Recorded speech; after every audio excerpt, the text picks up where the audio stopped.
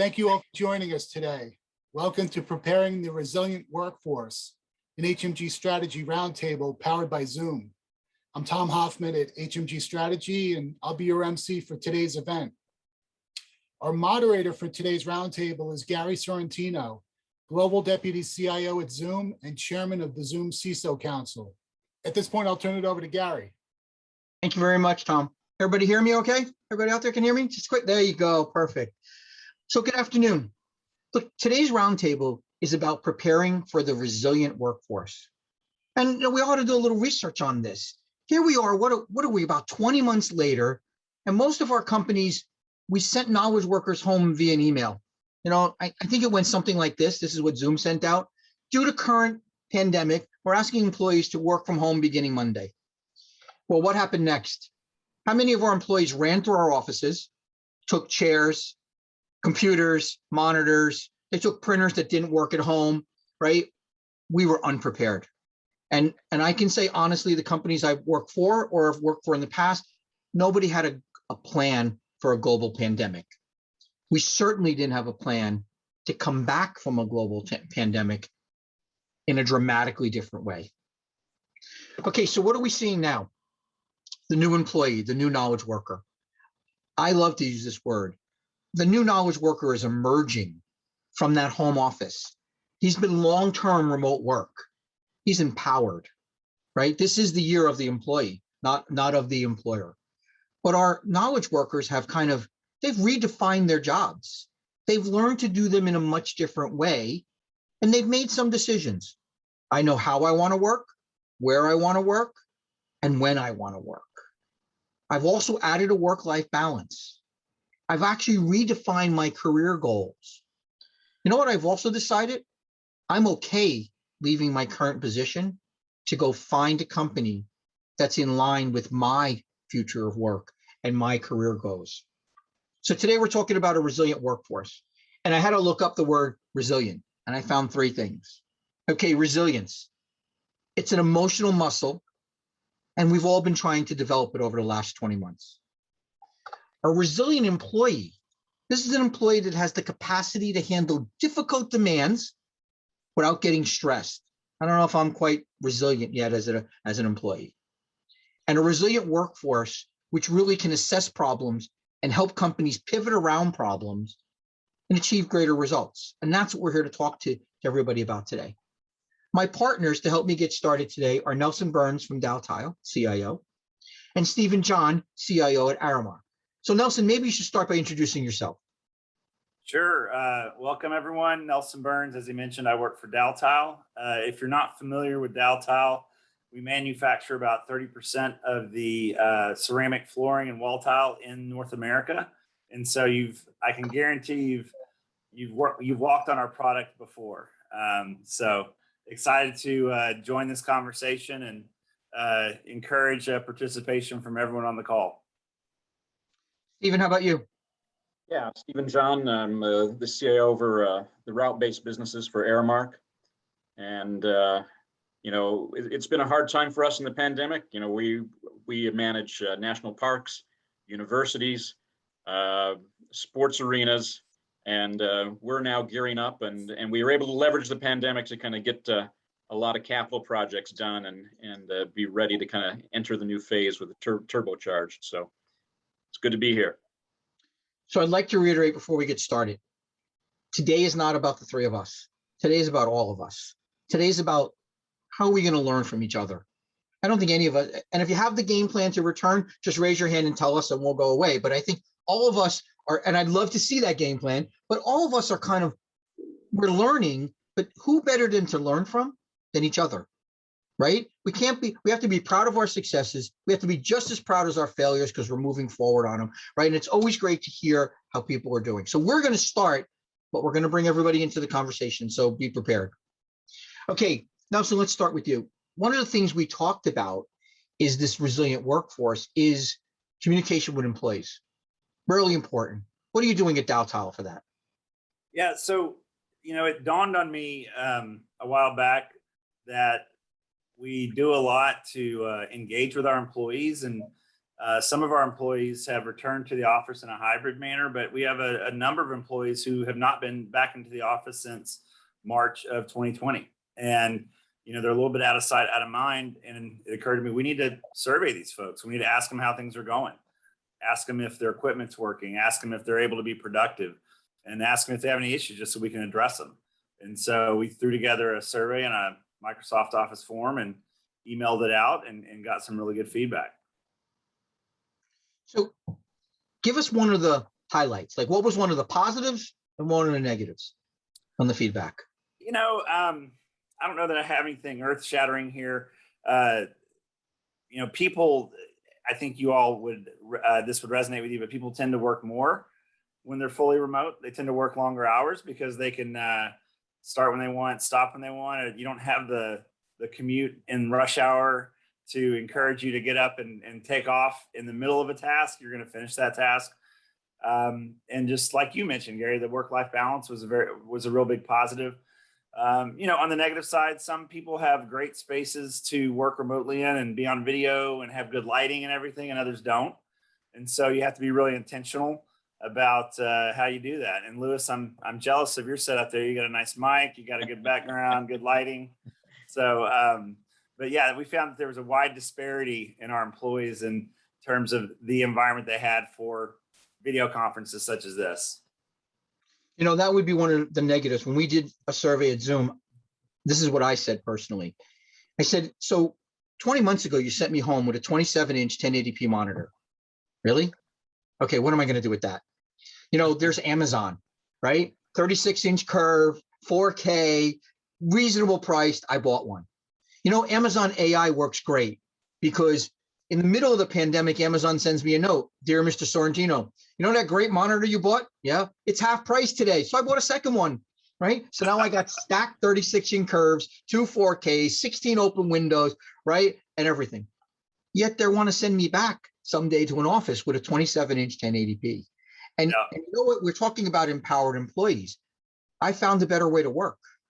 I found I can be more productive with more screen real estate. I found I can work in multiple windows. And so I think I'd be one of your negatives to say, look, if we're going back to that place we were, I don't know if I want to do that yet.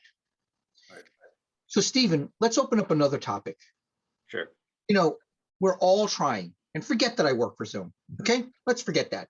We're all trying to replicate the magic of being in the same place together on some platform, right? How are we doing that?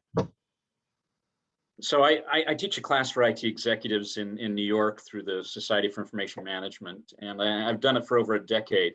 And we talk about three things to kind of have a successful connection. One is kind of preparing the mental materials, the pre-reading, et cetera, the agenda, et cetera. The other thing is kind of the physical environment, you know, the room, the temperature, the chairs, et cetera. And if you do those things right, you create a context for conversation that can sometimes lead to magic. Now, what we've struggled with is how do you replicate that in this environment that we're in right now? How do you prepare ahead of time the mental materials? How do you create a physical environment where people can connect? But more importantly, how do you create that context for the conversation that can lead to greater insights, that can lead to sharing, that can lead to kind of those moments of you know, intuitive leaps, and that's what we struggle with. But you know, for me personally, my dream job is lighthouse keeper. So you know, I really like this situation.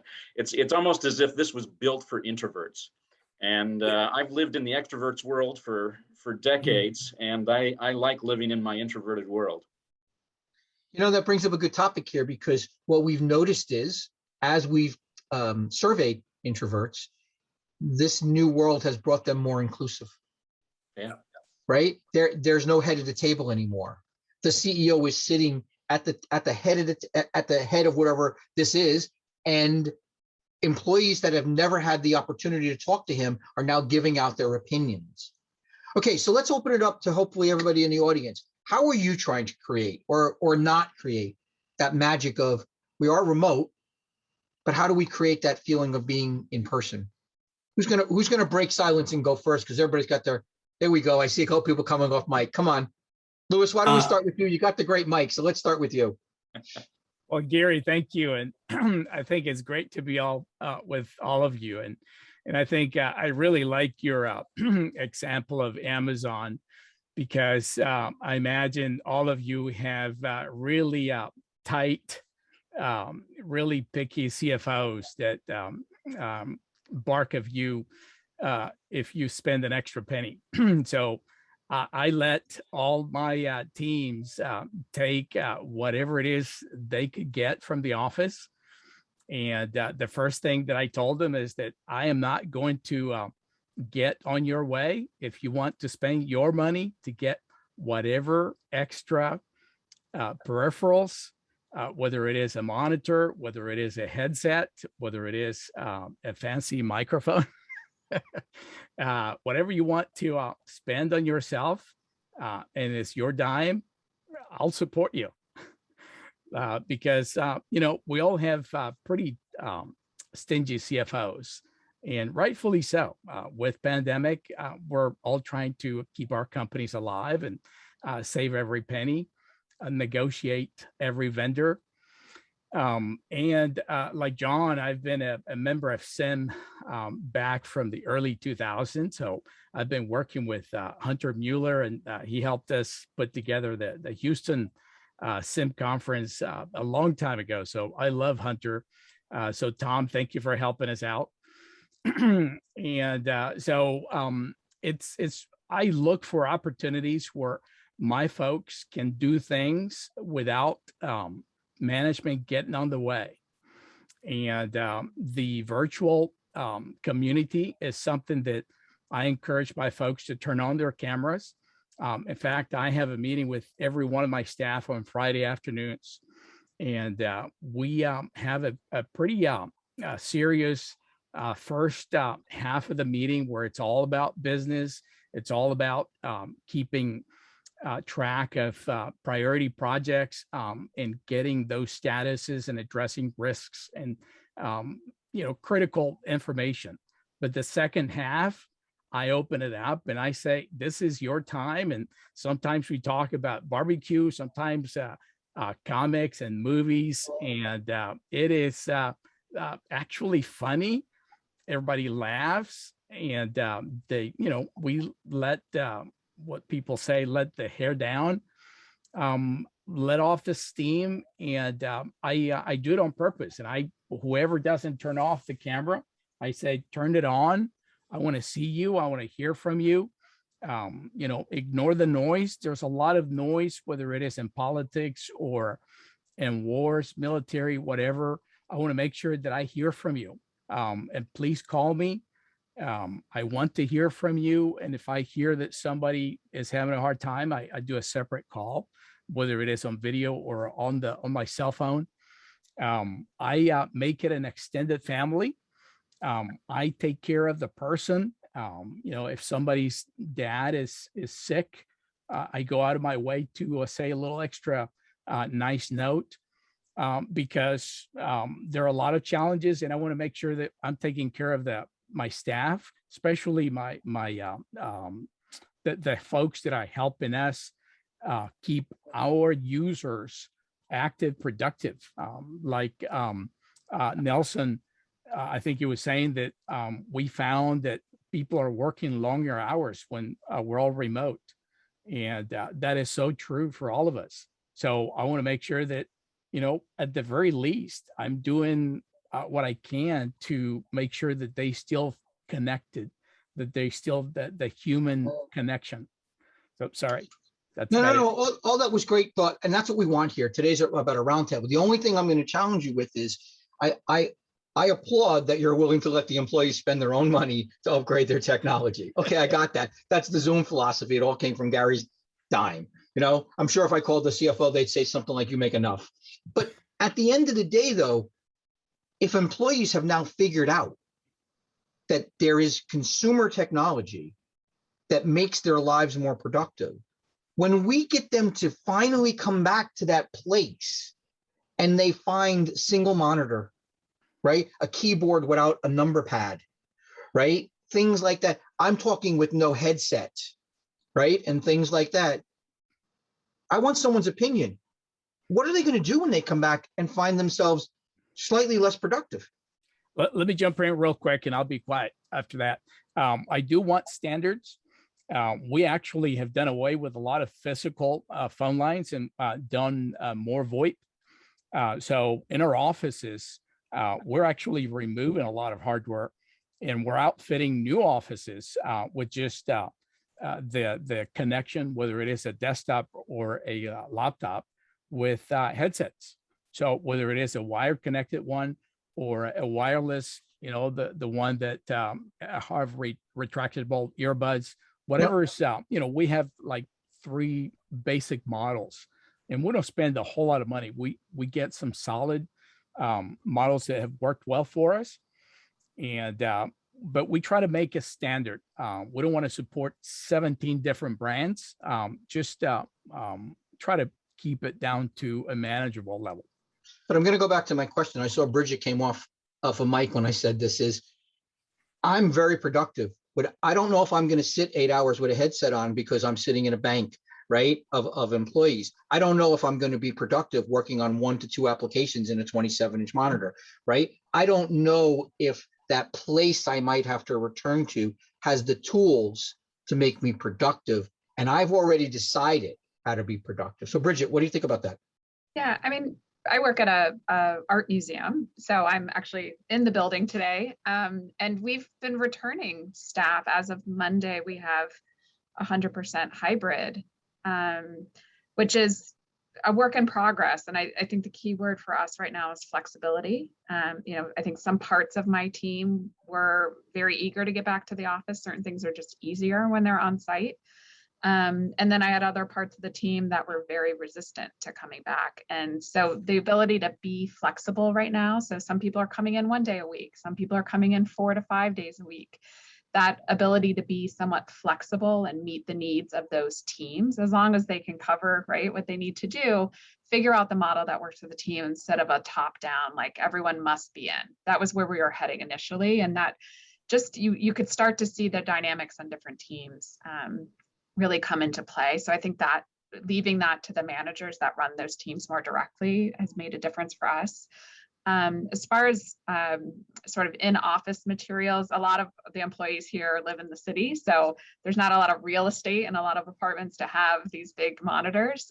So that hasn't been so much of a challenge as I think just comfort in Zooming. We have a lot of very open space for those of us not in offices. So, the Whitney really tried to put forward a welcome back. So every employee, when they're coming back, there's a little kit there that has a mask and, little fun things, but also a headset, moderately priced, but, and everyone's different, right? Some like over ear, some like in the ear. So we've had to be very clear about what are departmental expenses, sort of to your point of, like if you're spending, under, between this range of dollars for these types of things, work with your manager to do that. If you're going to buy something a bit more higher end, those things have to come to IT, right? So laptops, monitors, printers that are, above the normal sort of desk jet type thing.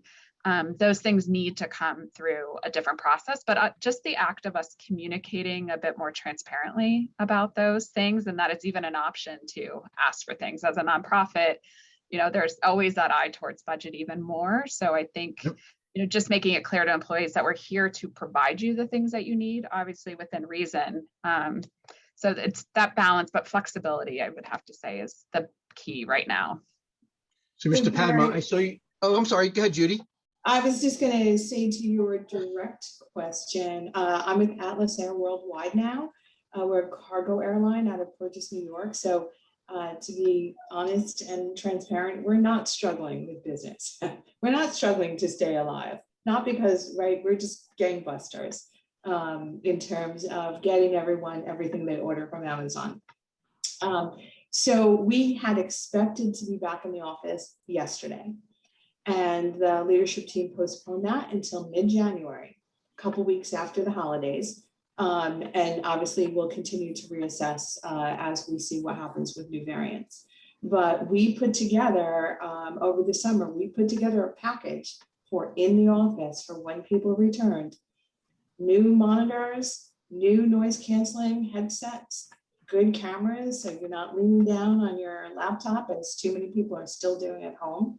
So the leadership team really took that question to heart and said, what are people used to at home? What can we duplicate here in the office to make it easier?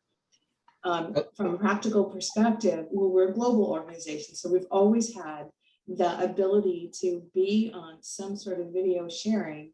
And, we talk about what's changed. Well, now the people who aren't at headquarters are just as equal as the people who are.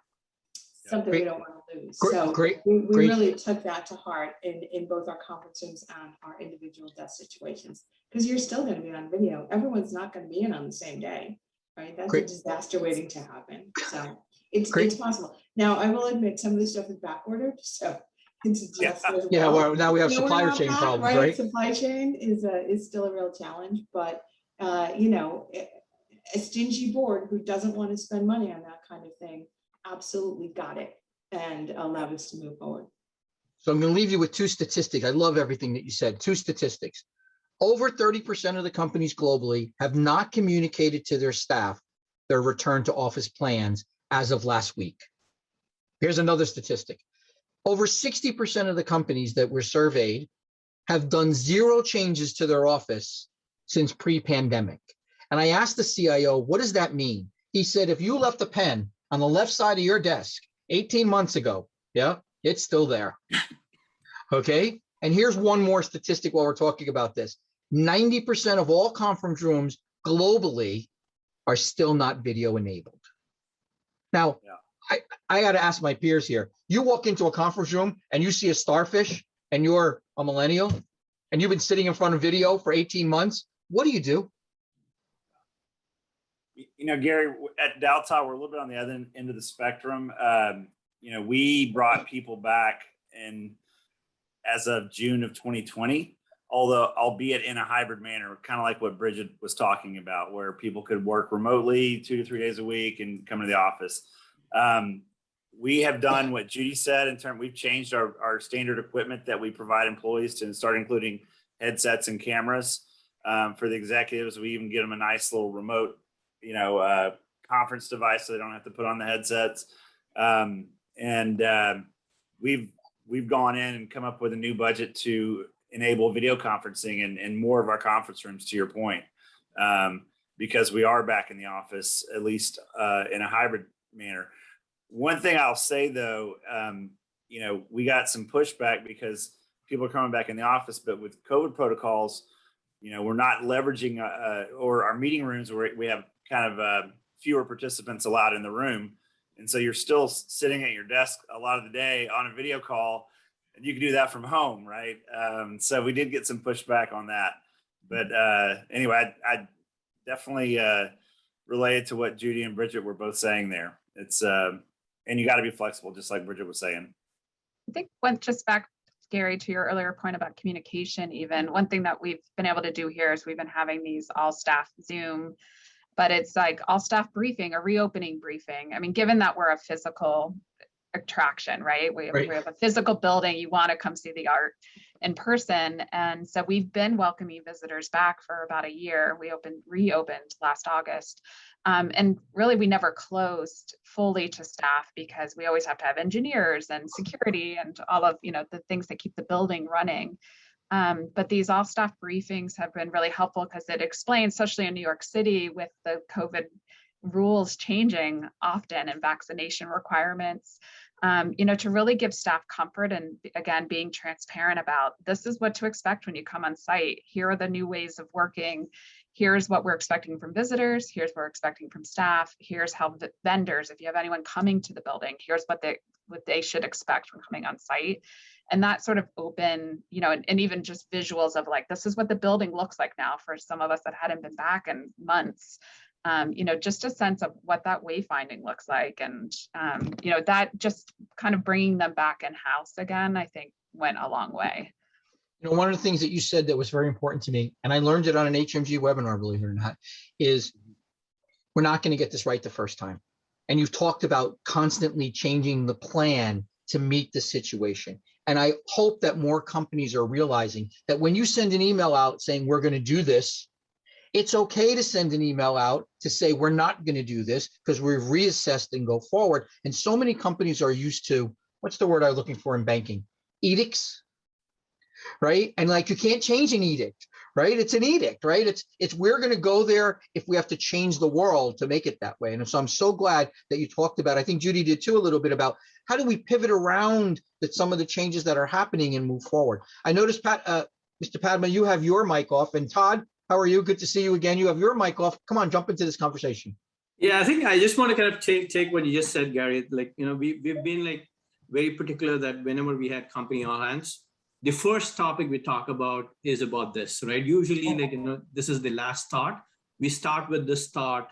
And I think we've always been open that we've accepted that we made mistakes in how we assess things.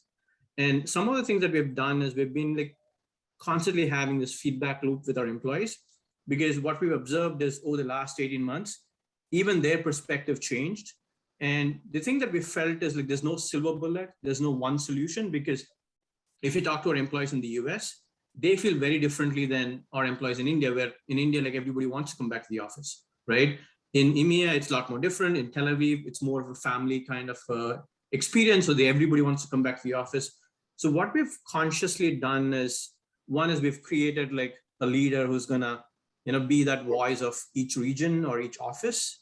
And then we started talking about how do we personalize the office experience based on the employees' expectations of that region, where like maybe like in Europe, we're kind of going into more of an open workspace kind of mode and moving away from traditional desk or like having these cubes. So we're trying to use this as an opportunity to kind of restructure and redesign our offices. And so going back to the technology piece, I think that's something that we kind of, really figuring out how to do it, because we want to make sure we give a very similar experience for the employees of what they have at home. At the same time, being a little more cost conscious, because we're about like a 2,500 employee company. So everything counts in terms of our bottom line. So one other thing that I've done last year is I kind of repurposed my P&L expense budget and got like approval from my CFO and FP&A saying I'm going to use that budget towards my team, so that, overall, like I'm doing what typically is allocated for each employee. I think like having this feedback loop has really helped us, because, like an employee who wanted to work remote like 6 months ago now wants to come back to the office. And we're kind of like leveraging technology where you talk about self-service experience, where, if you have an office with like a few hundred cubes, then you can come back and, pick which days you want to be in the office, because you might be thinking of coming 2 days a week last week, but maybe you want to come 3 days a week the next week. So I think we're kind of getting this constant experience in self-service mode. And we're just trying to figure out, like most of us, right? We don't say that we got it right, but we're just trying to make an effort to really understand what our team members and employees want, and, communicating as much as we can. Great. Todd, you going to jump in here? Yeah. The company I work for is a medical device company and a health tech company. And so the medical device part is manufacturing and distribution. So a third of our staff have had to work. And that's actually been a really tough challenge, because in a warehouse, if somebody gets COVID, you have to shut down the line and you have to clean, and it's really expensive. And, in the early days when they were shutting down borders, we had to move 100 people from Malaysia to Singapore, and they lived in hotels for months and they couldn't go home, so that we could keep the manufacturing lines going. And we make ventilators. And so there was a lot of pressure to deliver ventilators, as you know. So that part was really tricky. Everybody going home almost seemed easy in comparison, because we were largely set up for it. The company's very generous in terms of take whatever you need. At first people are at home in crappy chairs, and you realize pretty quickly how important a chair is if you're going to be sitting there for 10 hours a day. And then the monitors. But I'll tell you, my team is globally distributed. So when it was time to go home, I had this moment, like I remember it so clearly, standing in my work area and looking around thinking, this is so weird. I have no idea when I'm coming back, if ever. And how am I going to do my job? Because I'm actually kind of introverted, but I do like face-to-face time with people. And on Monday when we started, what I realized is that hardly any of my staff works with me. They're all around the world, and we have become so much closer in 2 dimensions. It's not ideal. It's so much better than me traveling to Germany and Singapore and Sydney all the time, because it's tiring and expensive. But I'll tell you, my biggest concern right now is the ambiguity of how we're going to go back and who's going to go back. We opened an office in Sydney, and like nobody came back. And even when people could come back, and we were pretty surprised by this, we thought people would want to work together, but we left it entirely up to them. And there was never more than 20% occupancy in our space. And so I think that set the tone for how people want to work. And of course, now in Sydney, you can't even leave your house. It's a $5,000 fine if you go more than 5 kilometers from your house. And so we don't know how often people are going to go back. So this idea of hoteling is really distasteful to a lot of people. Like, I've got my desk, even if it's in a big cube farm, it's my desk that I go to every day. Now the idea of checking in and being told to go to cubby 27 is not very appealing. So it's even worse than not having all your gear and the comforts of your home. And that's the area where we're getting pushback. I'm really hard pressed to tell anybody that they need to go to an office, unless it's for a really special reason, for an all hands, that's a barbecue. Otherwise, I think we're going to continue to be really flexible. You know, one of the things that we've noticed with companies is that they're trying to build their office with technology that people can't really have home. And the reason they're doing that is they're trying to show them that there is a purpose for your home office, but there is a purpose for that place. Like, I'm very familiar with the banks, and the banks are building, they used to have client centers, you know, on one floor, and that's where the clients went. Well, they took those very collaborative, high-end client centers, and now they're building them everywhere, because they want people to know there's a technology, like you said, barbecue, but there's a technology that if you're doing a certain task today, maybe a high-end meeting with clients, you might want to consider that doing it here. So I'm interested, is anybody actually looking at it? Are people trying to replicate what we have home in the office to get people to come back to the office? Or are they really investing in a higher end technology at home, at the office, so that there is a differentiation? That's part one. And part two is, are you actually training them on the differences between the two, and where I might wake up in the morning and decide I want to go there because today I'm doing a collaborative whiteboarding session where it works better from there? So it's a two-part question: differentiation of technology and training. Please, anybody. So Cardis is, Cardis, my old job. So Atlas is not going down the line of changing the technology in the office. Our focus is much more on sharing with everyone the benefits of being face-to-face. We've done a fair amount. I've done one business trip. I've only been with the company 3.5 months. We did one business trip before Delta got crazy, and we had to cancel everything else from an onboarding perspective. But what we're doing is we're really celebrating what people were able to accomplish when they did carve out the time to sit together to do something. So it's much more about the human interaction that you get. So it's how great is it that we saw one another, that we were outside at a bar after we met, and were able to have a cocktail and chat face to face. And when we were in the office, we got this policy that everyone hates. We just hammered at it and we streamlined it, and now it's going to be easier to go forward. So it's really a third version of what you're asking. What are you doing to compel people, to influence people to come back to the office? And for us, it's what's the human benefit of doing that? So Yeah, let's hear if there's tech. I can build on that just a little bit. I was talking to a researcher a couple of weeks ago, and we were discussing design thinking. And the first stage in design thinking is empathy. And I'm a little worried that there's not enough empathy in a lot of these conversations. And I have this conversation with our HR department quite a bit. And it goes back, Gary, to something you were saying earlier, where there are these expectations that have been created. And before the pandemic, I used to talk about, our customers, they can order things on Alexa at home, if it's a chef in a restaurant or a restaurant manager, they want to be able to do the same thing in their office at the restaurant. They want quick, easy. They want to be able to leverage the technology they leverage at home, in their office, in their relationship with us, like the relationship with in their personal life. And so, we need to shift that empathy to our employees. They have expectations they've built up for certain technologies and capabilities at home. And Gary, we haven't done what you're talking about, which is actually take the office to the next level or create technologies there that they can't replicate at home. But it's actually a very intriguing idea. I'll have to go for a run and think about that later. But this idea of empathy, I think, needs to come more to the forefront in our conversations around this, because people are scared.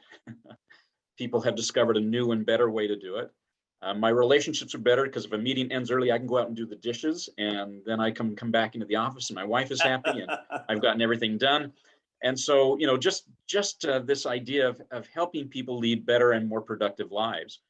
One of the things we talk about, I'm based in Minnesota. We've got a big office in Burbank. Is why did we have this mentality that in Minnesota, to prove that you were a loyal employee, you would fight your way through the worst blizzard in the century to get to the office to prove some point? And now we're saying we need to swing to the other end. If traffic's bad, if weather's bad, we have proven that we can work from home. Let's do that instead of having somebody spend 3 hours in a dangerous situation on the road. In Burbank, if there's an accident, and I'll get the California highway wrong, if there's an accident on the 405, turn around and go home, because it's just not an effective use of time. And really, there's the empathy piece of this, and there's the productivity piece of this. We have created situations where our employees are incredibly unproductive. And now we have a capability where we can, in more hybrid environments, make them much more productive. Gary, let me jump in here real quick. So we haven't necessarily looked at the technology other than making more of our conference rooms video capable, but we are doing a remodel right now. And with the remodel, we're creating more shared space where people can, eat lunch at this table, but then also meet and have a ad hoc meeting at this table because it's got power and, we've got Wi-Fi right over it. And so that's a differentiator that we're doing with our office space, and it has less to do with technology than it has to do with layout and furniture. But that's a differentiator for us. On the empathy piece, my experience has been a little bit counterintuitive. And Todd, you may have referred to this, and I like your background because it points out something about you. I know two things about you. One, you like to read, and two, you play guitar. And if we're in the office, I don't know those two things about Todd right off the bat. And it was weird. I found myself getting to know my employees better when we were apart than I did when we were all together because of things like this, because the cat walks across the screen, or you see a guy go on mute and say something to his daughter, his 3-year-old daughter or something. It's been interesting, but I've become much more empathetic as part of this whole experience since COVID started.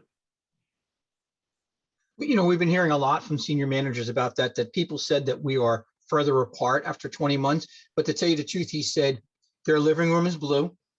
Yep. I saw pictures of his wife on his desk, didn't know he had a German Shepherd, and had the honor of talking to his kids directly, which is something you might meet a significant other at a corporate event. But the chances of meeting in most enterprises today, children and pets, right, is now prevalent. And I think Nelson, you said it great, is that I feel closer to my staff now.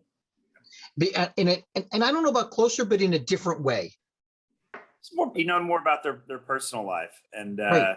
And thankfully we've gotten over the stigma of it's bad if a spouse walks through the background or a dog barks or a kid interrupts your conference call.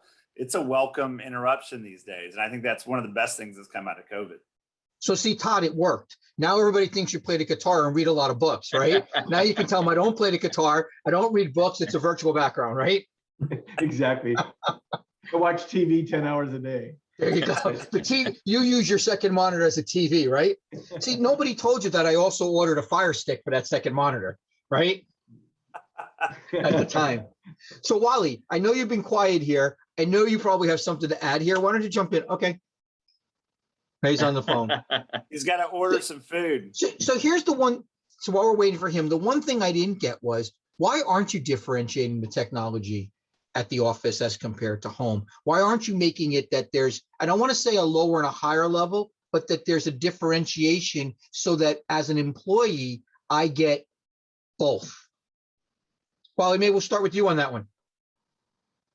You're on mute, sir. There you go. Sorry about that. Yeah, thanks. What was the question again?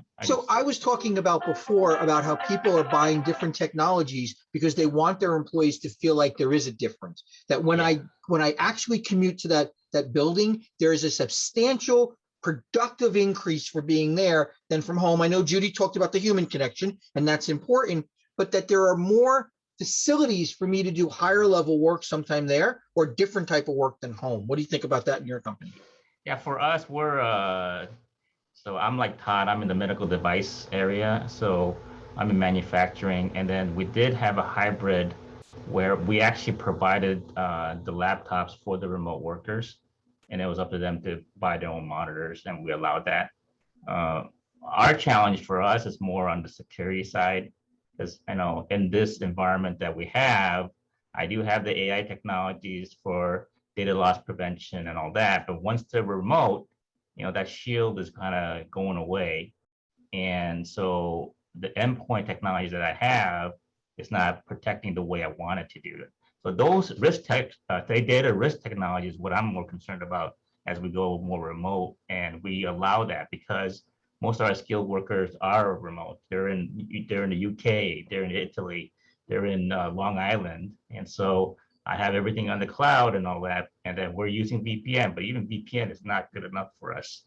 So those kind of things we're looking at. But as far as the local technology for the remote user, we kind of give them what our standard is, and everybody has to use our standard for our computing. But for the monitors and all, they can add out whatever they want at their house. Because I mean, here we give everybody 2 monitors at our desk. Yeah. So they can either work here or they can work remote. But they tend to be more efficient and more effective when they seem to be remote, because we have customers worldwide, and it's kind of a 24-hour day for people. And they do work longer, but we tell them to get off the machine, get off the computer, go do your personal stuff, because you can't be strumbled to the desk all day at your house. So we tend to. I hope I heard you right. So you Yes. said they're more effective Yes. when they're remote. Yes, for us. Because most of our skilled workers are customer service type, sales, business development. Because we're manufacturing, most of our line workers have to be in the facility. And then we have the cleaning issues. I mean, we were running we were still running through from the March of 2020 when COVID hit. But then we had to put barriers between, everybody's wearing face shields, masks, gloves, lab coats and then we were kind of limiting the number of workers coming in and out. But most of the manufacturing, they don't use use the computers. Our ERP system tracks it that way. But most of the skilled workers for us are actually they're more efficient that way than being remote. I like the word, but security and trust come hand in hand today. Yeah. And they've been very interchangeable. Yes. Unfortunately or fortunately, right, we're trying to move to a zero trust world. Yes. But we're trying to trust our employees to do the right thing from their job. And for me, how do you explain to employees we're in a zero trust world, but we trust you? I used to work for the Defense Department, and when you're at a certain level, all the protections of information security goes out the door the way when the worker goes out the door and it goes to the car and goes home. So it's kind of a balance, right? How much protection can you provide in the environment? And then are you monitoring that for data loss prevention, et cetera? And then how much do you trust? But the thing is, what I'm trying to do is prevent hacking and phishing, the things that are not in our employee control, because I trust the employee 100% and give them the benefits of doubt. But there's going to be rogue guys that's going to take data out, and I'll know it. So I do have systems that will alert me if they're doing something weird, but I need to trust them to do their job. and then not to give up those company secrets, right? So, having that structure in place so that they don't do it easily, yeah, we do that. But yes, definitely trust the employee for us. Anybody I else don't want to know. opine on that?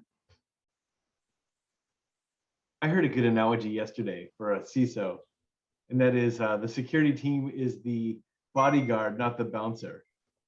Yeah, And I that is like that a right. lot. That's right. Yeah. So we're here to help. And yeah, I think a big part of what I do for a living is create a security safety net so that if somebody does click on a bad link, it does not mean that they're going to get ransomware and take down the entire company. That said, bad things happen every day. So you have to put in the controls that you can. But I think a big part of this really is the culture and setting the expectation that we're all in this together and that security is a shared responsibility. Yeah, I think I that think you're- training, the training of the end user saying, hey, we're trusting you with the company's secrets. And that's providing all our families a way to live. And I think that kind of training goes throughout. So now people are actually contacting IT if they have something suspicious, emails, et cetera. And they're actually being more active with us than us just trying to be more active on them or being passive, or them being passive. So Again, I have this little pet peeve. I'm a CISO also, part of my job. But at the end of the day, I have this thing about training and learning. Okay, we talk training. Now, I know you're all going to smile when I say this. Your security training is web-based, 45 minutes, 8 out of 10. Right? At the end, I get 8 out of 10, and I check the box, and I am trained.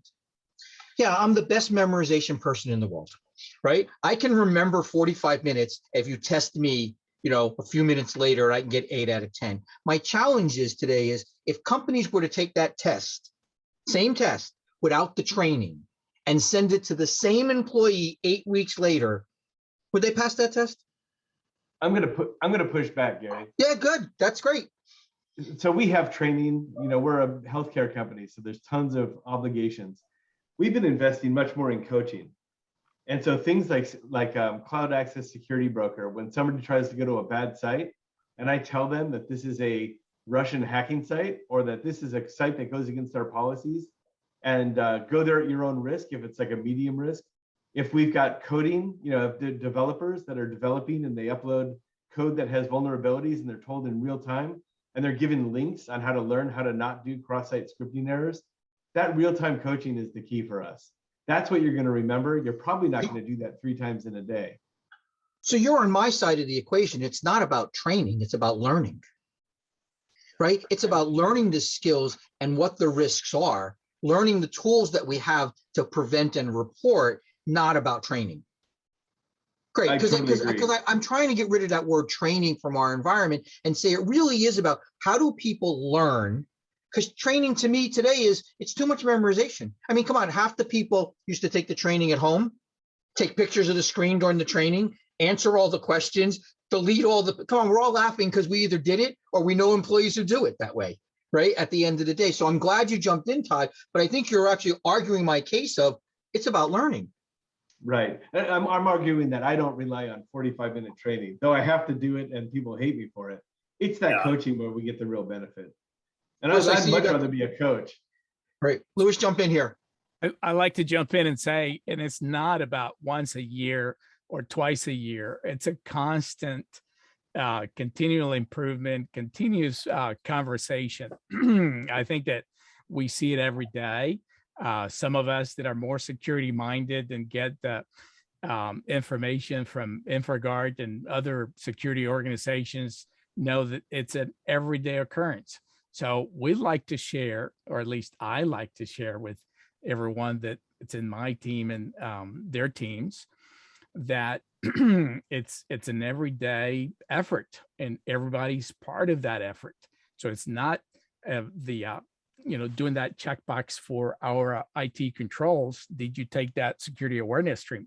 Yeah, we do fill that in. And yes, we do take it. And yes, we do have those people that memorize it, but we also have those folks in accounting that get those emails every day. Hey, this is your boss. I'm trying to do a very nice special thing. Don't tell anybody, just reply back to me. So we have those conversations, and we have kind of a weekly blast to our folks that we call tips and tricks. And within those messages, we have a security reminder.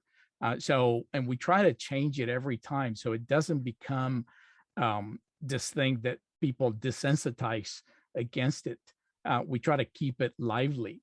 And, these are very real problems that we come across all the time. So it's trying to keep those folks alert. Situational awareness, it's a military term, and I try to use it every day. It's you all help us stay safe. So we're coming near the end, and I usually like to end with, I like to hear from you rather than me. Okay, but I have two endings, and you get to choose which one you want in 30 seconds. Ready? So I want to hear from everybody.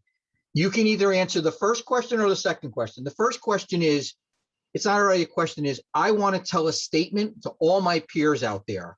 I want to leave them with a 30-second words of wisdom. That's one. Or you can say, it's 5 years into the future. Here's what I see. Okay, so think about A or B.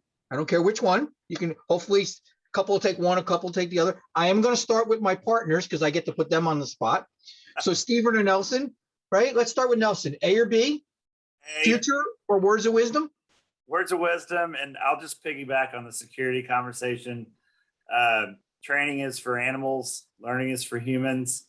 And at my previous employer, we were allowed to spend some money, and we actually created superhero characters for our cybersecurity campaign. It was a campaign. We had posters on the walls. We did cartoons instead of boring, dry security training, and animated cartoons. And we tried to make it fun. I think people want to do the right thing from a security perspective, but they're scared. And so I agree with, it was Todd or Wally said, we're the bodyguard, we're not the bouncer.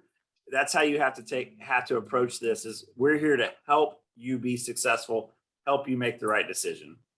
So for Tom, we got to take his quote, right? Training is for animals, not for humans. That's got to end up on LinkedIn on this one for sure. Sure. Okay. Sure. All right, Stephen, wisdom or future? Yeah, but two thoughts. Pat Wallington, the first female CIO, she said there are only two things you need to learn in life. You need to learn, and you need to learn to change. So learning without changing is just learning. And so the change part is really the most important part in that equation. The second thing I'll say, and I think a lot about this in this debate between remote or hybrid or in the office, and the simple idea is something my father always said. He said the quality of our lives is directly proportional to the quality of our relationships. So no matter what the scenario, one of the questions we need to ask is, how do we improve the relationships between ourselves, our customers, our coworkers? And if we do that, then we've just improved the quality of everybody's lives. Excellent thoughts. We're writing these down. Okay, Louis, we go to you. Is it wisdom or future? Wisdom. We are here to help. Trust, but verify, and verify. Hey, great. Right, he's even got his own lower thirds there, right? Mr. Padma, wisdom or future? I think since there are like a lot of leaders talking about wisdom, I might just take a shot at a future thing. I would feel like there's going to be a lot more application of VR technology for learning. I think, as COVID has experienced that, it has really gave confidence of how people learn and adapt, and not just technology companies. I've been like talking to folks from India, like my parents are using Zoom, and they've never used technology all their life. So I think there's going to be a lot more adoption of VR technologies in our day-to-day lives and how we work. And I know there've been a lot of applications already in like some healthcare and other spaces, but I feel like there's going to be amazing adoption of VR in our day-to-day lives. I think that's my bet. I think you stole that from Zoomtopia yesterday in our Oculus 2 announcement, right? VR whiteboards, right? I don't know. We all remember Second Life. I don't know if I'm ready for VR whiteboards, but yes, that was a great future look. Mr. Friedman, wisdom or future? Future. So the last many months, we've been stumbling to become a remote workforce. And I think in 5 years, it looks very different for knowledge workers, where we can work anywhere. And we've got our expertise, and our roles and responsibilities are very clear to us, and much, much less travel, much, much more productive. Perfect. Wally, wisdom or future? Future kind of, hey, I think this cyber AI is going to make our jobs more complicated. So we have to control that AI. And I think that's going to affect our remote workers as we go. Because I see it today. I have this dark trace going on, and sometimes it's letting things through, and then all of a sudden it shuts down payments. So, we got to get a control of that in the future. Right. And Judy, you get to close us out. Future or So, wisdom? I'm going to do wisdom. I don't know how wise it is, but bringing it back to the resilient worker and the struggles that we're facing now, I would remind everyone that our job as technologists, enabling the business to be successful, is not about being efficient. It's about being effective. So you may feel like you're more efficient at home, but are you really affecting change for the business? So, All right. I know August is out there. We got some great lines. Tom, turning it back over to you. Sounds great, Gary. Thanks. And thank you all for joining us today. This has been a terrific discussion. We're so glad that you wanted to be part of it and to share what you're seeing and to bounce ideas off of each other. This concludes Preparing for the Resilient Workforce, an HMG roundtable discussion powered by Zoom. And we're thrilled that you were with us today. We hope you've enjoyed the discussion, and we hope to see you again at an upcoming event. Thanks. Thank you, guys. Take care, everybody. Everyone. Stay safe. thank you. Thank you. Bye.